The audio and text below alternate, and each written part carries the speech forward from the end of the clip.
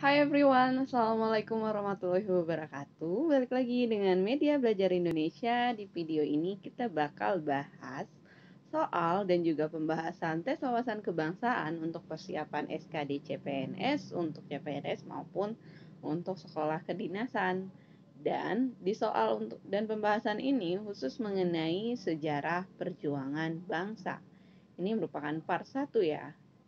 Yuk langsung kita simak. Soal pertama, sejarah perjuangan bangsa Indonesia di dalamnya telah banyak terjadi perjanjian-perjanjian penting, dari sejak zaman pra-kemerdekaan ataupun pasca kemerdekaan.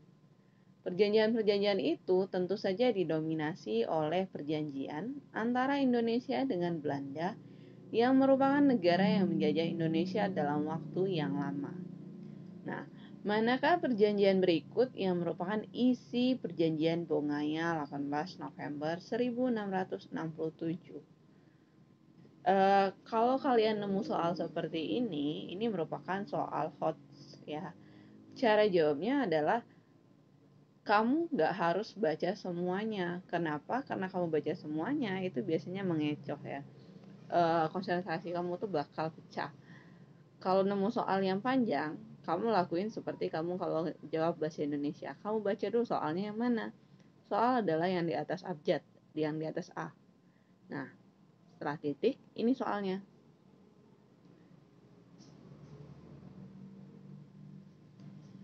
Nih soalnya. Manakah perjanjian berikut yang merupakan isi dari perjanjian Bongaya? Kalau baca soalnya aja kamu udah nyambung, kamu harus cari jawabannya. Kayak gitu. Jadi nggak harus baca dari atas. Yang A, Sultan Hasanuddin dan Makassar menyerah pada VOC.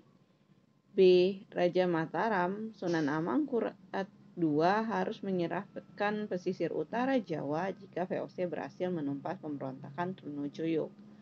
Ini merupakan isi dari Perjanjian Jepara tahun 1676. Yang C, Kerajaan Mataram menjadi dua, yaitu Surakarta dan juga Yogyakarta. Ini Mataram Islam ya, karena ada Mataram kuno dan juga ada Mataram Islam. Yang terpecah menjadi dua, menjadi Surakarta dan Jogja adalah Mataram Islam. Ini diperingati sebagai Perjanjian Giyanti, yaitu pada tanggal 13 Februari 1755. Yang D, daerah Surakarta dibagi menjadi dua bagian, yaitu Mangkunegaran dan Kasunanan. Ini merupakan isi dari Perjanjian Salatiga tahun 1757.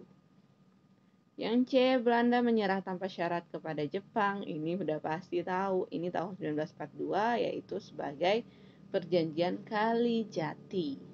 Jadi, yang merupakan isi Perjanjian Bongaya itu adalah yang A. Sultan Hasanuddin dan Makassar menyerah pada VOC.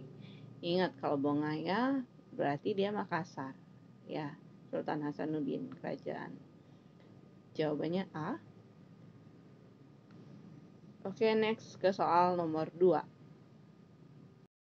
Perjanjian yang isinya menyatakan bahwa Belanda menyerahkan Irian Barat kepada Indonesia melalui badan pemerintah yaitu PBB dan akan diadakan penentuan pendapat rakyat atau PPRA Irian Barat. Itu merupakan substansi dari perjanjian apa? A. Kalijati. Ya, Kalijati. Enggak ya. Tadi barusan di soal nomor 1 bahwa Kalijati adalah perjanjian Belanda menyerah tanpa syarat ke Jepang, bukan ke Irian Barat. B. Perjanjian New York, atau C. Perjanjian Papua, atau D. Perjanjian Irian Barat, atau E. Perjanjian Giyanti. Giyanti tadi terbaginya Mataram menjadi Jogja dan Surakarta.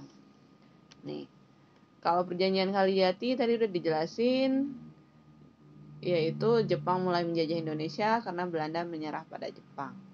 Kalau perjanjian New York ini merupakan diprakarsai oleh Amerika Serikat pada 1962 untuk terjadinya pemindahan kekuasaan atas Papua Barat atau dulu namanya Irian Barat dari Belanda ke Indonesia. Kalau yang C perjanjian Papua nggak ada, perjanjian Irian Barat juga nggak ada, cuma pengecoh karena namanya sama-sama Irian Barat.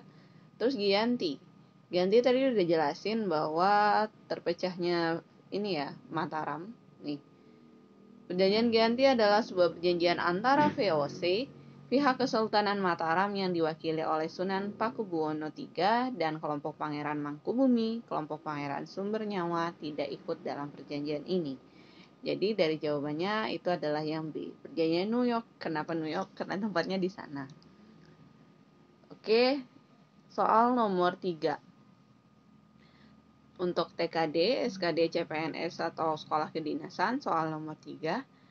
Tanam paksa yang diterapkan pemerintah kolonial Belanda pada abad ke-19 di Indonesia itu merupakan perwujudan dari apa? A. Bekerja sama dengan Belanda. Kalau bekerja sama itu pengertiannya harus ada kerjasama, berarti harus kedua pihak diuntungkan. Apakah tanam paksa Indonesia diuntungkan atau Belanda saja? Belanda aja ya, Indonesia enggak, karena ini kan paksa. Berarti dia tidak ada kerjasama. B. Kesombongan Belanda. Ntar dulu. C. Pola perdagangan Belanda. Pola adalah sesuatu yang berulang. Perdagangan ya adanya jual beli gitu. Di tanam paksa itu tidak ada perdagangan. Semua hasil dari tanam paksa yang dikerjakan oleh masyarakat Jawa itu harus disetorkan ke Belanda. Jadi nggak ada pola perdagangan di sini. Bukan yang C. D. Dehumanisasi masyarakat Jawa. D. Humanisasi adalah memanusiakan manusia. D adalah tidak memanusiakan manusia. Mungkin. E. Bekerja sama dengan Portugis. Nggak ada hubungannya. Ini Indonesia Belanda. Sisa yang B dan D. Kita lihat nih. Sistem tanam paksa adalah peraturan oleh Gubernur Jenderal, yaitu Johannes van den Bos pada tahun 1830. Pada praktiknya, peraturan itu dapat dikatakan tidak berarti karena seluruh wilayah pertanian itu wajib ditanami tanaman laku, ekspor, dan hasilnya diserahkan kepada pemerintah Belanda. Wilayah yang digunakan untuk praktik kulturstelsel, nama lain dari ini ya, tanam paksa itu adalah kulturstelsel, pun tetap dikenakan pajak. Bayang pun, kita udah nanam, kita dikenakan pajak, terus warga yang tidak memiliki lahan pertanian itu wajib bekerja selama setahun penuh di lahan pertanian. Sistem tanam paksa ini jauh lebih keras dan kejam dibanding sistem monopoli oleh VOC, karena hasil tanam paksa itu digunakan untuk perang Belgia dan perang di Jawa. Bayangin, tanam paksa yang nanam adalah masyarakat Jawa, yang untung adalah Belanda. Digunakan Belanda untuk apa? Untuk memerangi perang di Jawa gitu. Itu kan tidak memanusiakan manusia gitu. Jadi mereka membiarkan perang mereka sendiri. Itu masyarakat dulu ya. Jadi penjajahan itu tidak baik. Jadi jawabannya adalah yang D. Dehumanisasi masyarakat Jawa. Next soal SKD selanjutnya adalah soal nomor 4. Peristiwa kedatangan bangsa Eropa ke Indonesia itu dilatar belakangi oleh beberapa hal berikut ini. Tapi di sini ada kecuali. A. Jatuhnya Konstantinopel di kawasan Laut Tengah pada tahun 1453 oleh Sultan Muhammad Al-Fatih. B. Terjadinya serangkaian penemuan di bidang teknologi. C. Terinspirasi oleh sejarah penaklukan Alexander yang Agung. Atau D. Semangat dan dorongan untuk melanjutkan perang salib. Atau E. Mencari dan menemukan daerah-daerah penghasil rempah-rempah Eropa ya. Oke. Alexander yang Agung adalah seorang raja dari Makedonia pada masa Yunani kuno yang hidup pada tahun 362 sampai 323. Terbalik ini. 323 sampai 362 sebelum Masehi. Iya benar. Sepanjang kepemimpinannya yang kurang dari 15 tahun, ia berhasil menaklukkan imperium besar seperti Yunani dan Persia. Jadi ini tuh nggak ada hubungannya sama kedatangan Eropa ke Indonesia loh. Jadi jawabannya adalah yang C. Oke. Soal nomor 5. Soal nomor 6, sorry. Berdasarkan aturan peralihan pasal 3 Undang-Undang Dasar 45, untuk pertama kalinya Presiden dan Wapres dipilih oleh A. KNIP, Komite Nasional Indonesia Pusat. B. PPKI. C. MPR. D. DPR atau E. Rakyat. Soalnya gini, berdasarkan aturan peralihan pasal 3 Undang-Undang 45 untuk pertama kalinya Presiden dan Wapres dipilih oleh. Kalau nggak ngerti aturan peralihan, ini adalah aturan yang ada di Undang-Undang Dasar. Dia ada di bawah pasal terakhir, di bawah pasal 37. Setelah pasal 37 itu ada, kalau dulu ada 4 pasal. Ini kan sebelum amandemen ya, ini ada 4 pasal. Ini pasal 3 yang ditanya. Tapi ini tuh cuma ngecoh, ini soal HOTS. Yang ditanya adalah presiden pertama itu dipilih oleh siapa? Oke. Kalau A, KNIP, Komite Nasional Indonesia Pusat, itu kita duluan punya presiden daripada berdirinya KNIP. Jadi ini salah.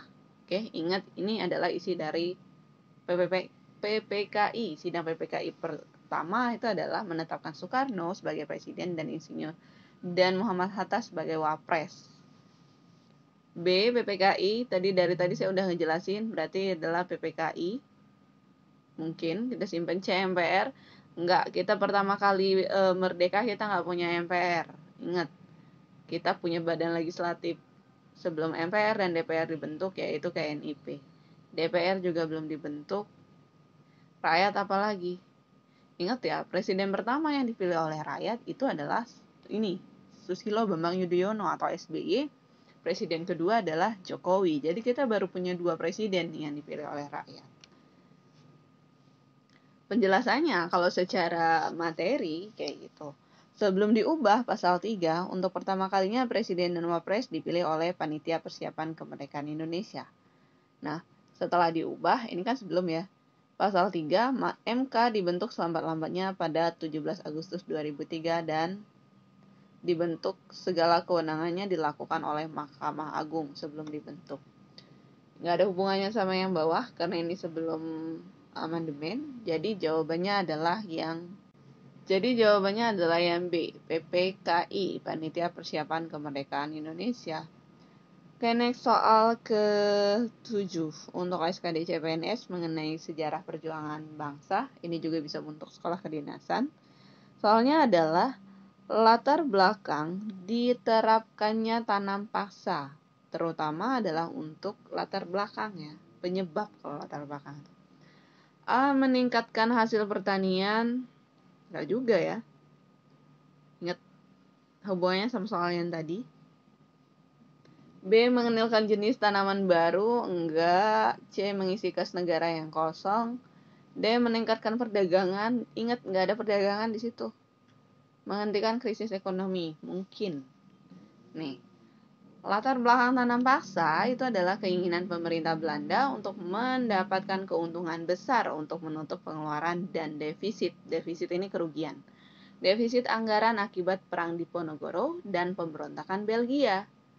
Nah, pemerintah Belanda mengeluarkan biaya yang sangat besar untuk membiayai peperangan, baik di negeri Belanda sendiri atau pemberontakan Belgia maupun di Indonesia, terutama perlawanan Diponegoro, sehingga Belanda harus menanggung hutang yang sangat besar. Untuk menyelamatkan Belanda, gubernurnya yaitu Johannes van der Bos diangkat sebagai gubernur jenderal di Indonesia.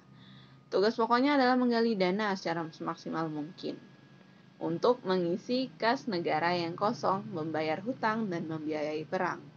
Karena itu Van der Bos melakukan sistem tanam paksa. Jadi jawabannya yang C. Oke, kita ke soal nomor 8 untuk SKD, untuk CPNS maupun sekolah kedinasan. Materinya TWK, sejarah perjuangan bangsa. Soalnya adalah tujuannya kedatangan bangsa Eropa ke Nusantara tidak semata-mata mencari keuntungan melalui perdagangan rempah-rempah, tapi ada tujuan yang lebih luas melalui 3 spirit yang bernama A. Gold Gospel Glory, B. Gold Glorious Garage, C. Gold Famous Power, D. Gospel Great Power, atau E. Glory Famous Gospel. Kalian pasti kenal ini ya. Gold Glory Gospel atau kerap disebut juga sebagai semboyan yang mendasari aktivitas eksplorasi, eksploitasi, dan pada akhirnya kolonialisme serta imperialisme yang dilakukan bangsa Eropa pada tahun 1400 hingga 1750-an. Gold itu artinya emas yang merupakan kekayaan atau keuntungan material dari aktivitas eksplorasi dan pada akhirnya eksploitasi yang dilakukan oleh negara-negara Eropa pada saat itu. Sedangkan glory itu menggambarkan bagaimana raja-raja di Eropa berusaha meningkatkan prestis mereka dan negaranya dengan cara memperluas daerah jajahan. Glory itu kejayaan. Dan gospel atau God, menggambarkan semangat negara-negara Eropa untuk menyebarkan ajaran agama Kristen Katolik di seluruh dunia. Semangat ini sangat ditunjukkan oleh negara Spanyol dalam segala aktivitas eksplorasi dan eksploitasinya di dunia baru. Jadi jawabannya adalah yang A, Gold Glory, Gold Gospel Glory. Oke teman-teman, sekian dulu. Terima kasih telah menyaksikan. Jangan lupa di like, subscribe, dan komen kalau misalnya ada kekurangan. Semoga bermanfaat. Wassalamualaikum warahmatullahi wabarakatuh.